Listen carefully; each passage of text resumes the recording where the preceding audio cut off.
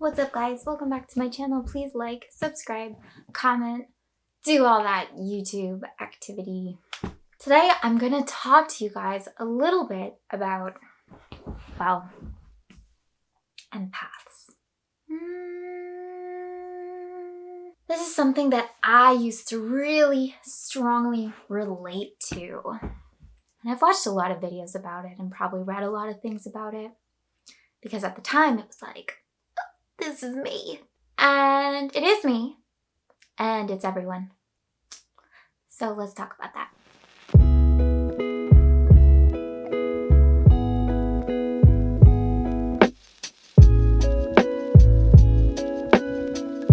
Alright, empaths. What are they? What are you talking about, girl? Empaths are people who can feel other people's feelings. And guess what? We all can. Really, we can. Yes, we can. And you might think, no. There are some people who are so oblivious to my feelings. Yeah, you create everyone. Everyone is you pushed out. So even though there might seem to be some people who are oblivious to other people's feelings, you created them to be that way. So let's put that aside for a second and let's focus on you, because this is really about you. Now, if you are someone who identifies with being empathetic. Empathic, those are two different things. Empathetic would be, I feel for you. Empathic would be, I'm an empath. Different things, apparently. Anyway, so if you are someone who would describe themselves as an empath, then chances are this has caused you some trouble in the past. Why would it cause you trouble? You ask? I hear you. Because you take on other people's feelings. You embody other people's feelings. You feel it as if it were happening to you. Because it is happening to you. I had to teach myself to not do this. This has been my gradual phasing out of this chapter of my life. Chapter being like first and most significant portion. I literally had to train myself to say, that's not my problem. I do not need to take that on. It was like a big heavy object in the room that person was lifting, and I went, not mine to carry. Not mine to carry. I don't need to do anything with that. And I really had to train myself. I had to just let that happen over there and decide consciously that it had nothing to do with me and that it was not for me to deal with. That was like a huge thing for me and my own happiness and my own state of well-being. Really. That was really big. And I don't even really know exactly how I got there. It just kind of became the only thing to do. The only thing left to do. It was kind of like a state of survival, like, I can't do this anymore. So I just stopped. And it took me a while to get there and to figure that out for myself. And now, knowing more than what I did, I can see that what I was really doing was I was creating a new state of being around other people. Really, that's what I was consciously doing. I was saying, okay, normally someone would be angry, and I would feel that anger. So I would go like anger. And then for me, I usually made it like directed at me, or that it was something for me to hold or contain or to deal with. So I had, again, a story around other people's emotions. And what I consciously did was I said, I don't need to do anything with this. Like, I can just let that be over there, and I don't have to let that affect me. So I created a new way of being with people that was like, I'm kind of impervious to that. That doesn't affect me. Now, it's not that it doesn't affect me. It's that I chose that it doesn't affect me. Okay? And there's a really big difference. And I really hope that you guys can see the difference. It's not that it doesn't affect me, because actually everything in your world affects you or has the power to affect you. Everything. It's what you decide to do with all the information that you take in. And in that way too, when I see something, it does affect me, meaning I do see it. if I have seen it, it has affected me. It has affected my eyeballs into seeing it. But it's what I choose to do with that information. And so this is where I've seen it on like a lot of videos that people are like, oh, you have to like create an energetic shield and then the bad forces will stay away. Yeah, okay. That is just creating imagery and words and an idea that will have you do what I did. You don't have to create an energetic force field. If that helps you, you can. But what you're actually doing there is you're just, like I did, choosing a different way of being around other people's emotions. Okay?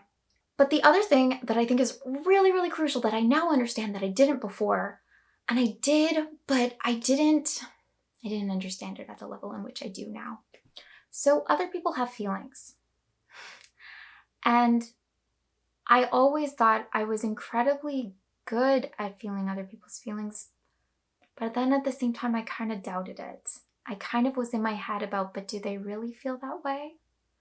And the thing about doubt and the thing about questioning is that you just create doubt and questioning through the doing of that. You create uncertainty. You create not being sureness, you know? So the only way to actually not feel someone's feelings is to create that you cannot feel their feelings, is to create that you have no idea what they're feeling.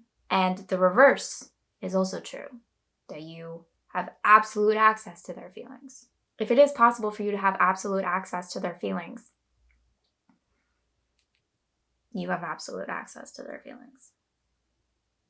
You know what I'm saying? Like, you do. It's there. It's all there because all there is awareness. All there is your experience. So whatever you think someone else is feeling, they are feeling. And if all you're aware of is that you don't know what they're feeling, then you don't know what they're feeling. So the more that you confirm that you are an empath, the more that you affirm that you are an empath, the more you will get evidence of that.